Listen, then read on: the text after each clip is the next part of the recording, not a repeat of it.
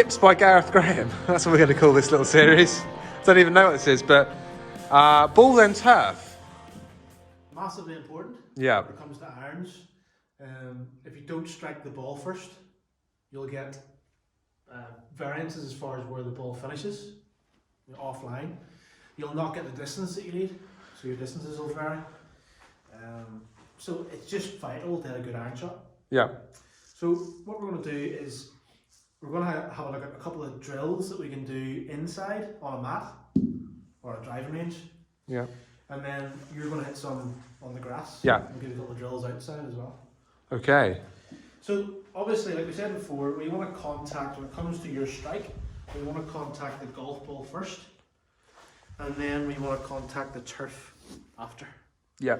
Golf ball first, turf after. The first drill we're going to do talks about how we are actually going to move our body position and our weight through impact. Okay. So you can see here on the teaching mat that we've got the line here, which references ball position, and we can see that the ball at this minute in time is in the centre, right? I want you to go from a normal setup position, and I want you to move the golf ball 3 to 4 inches to the left of where it should be. And I want you to then go into the shot and address the ground where the ball was. You can see this gap? Yep. Good. I want you to start your golf swing from this point, but hit the golf ball that's over here. Okay. So you can see what that's going to do. It's going to cause me to really move across onto my left side as far as where my weight is. Yeah. And then that will actually, it changes something called your low point. Yeah. Okay, which we can talk about within the TrackMan parameters one time. Let's see one, Gareth. We'll see one? Yeah. Right. So we've got the gap. We're addressing there. We go there. So if you can contact the ball first from there, then we're starting to do something well. Okay. The second one involves a small towel. Okay. Tie in. A what? That's a Northern A Irish. towel. A A towel. towel. A towel. Now, we're going to put the towel down. Yeah. And roughly, a little bit further back, about the length of a grip. See that? Yep. And the idea here is you take a normal setup and hit your shot from there. Oh, that was good. Rips, that was. That was good. So if you struggle hitting the ground first, Yeah. what you will see, again another ball,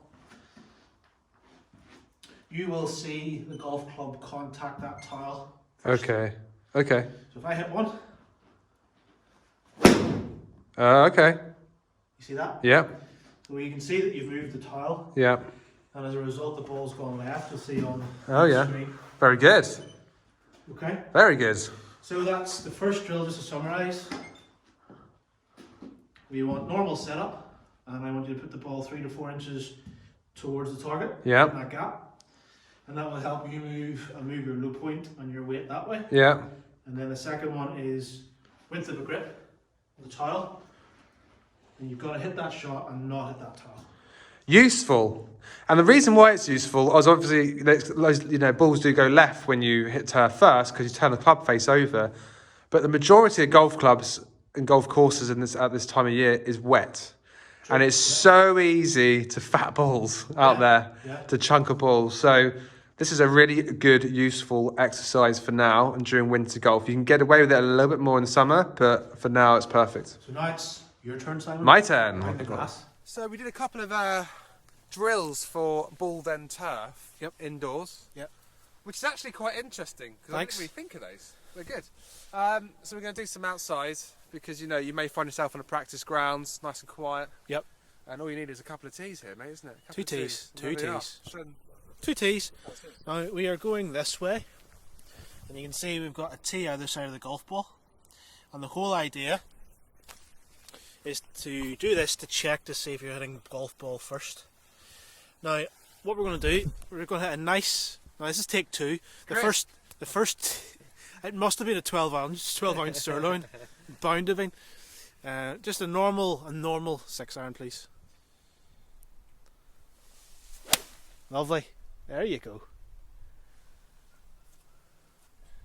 Nice. That'll do. Now let's check it out. What we can see is we've got the 2 tees. This is where the golf club entered the turf, which is where the ball was. And then there is the divot. And that's exactly what you want to see. You want to see the club hit the ball first, which was in between the 2 tees, and then take turf after. Yeah. Well done. Yeah, thank you. What would happen? Any other drills that you've got, or is that it? What you might see, what you might see is... Yeah, I was about to say that, Yeah. You would see that if you're hitting...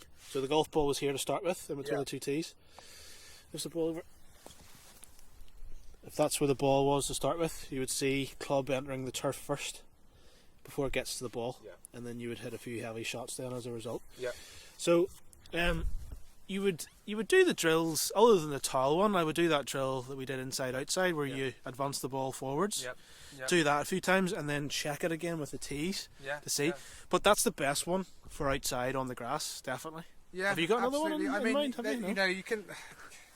With the towel thing, if you don't have a towel on you, what you could probably do is get a ball and stick the ball behind here, and obviously do this outside, not inside.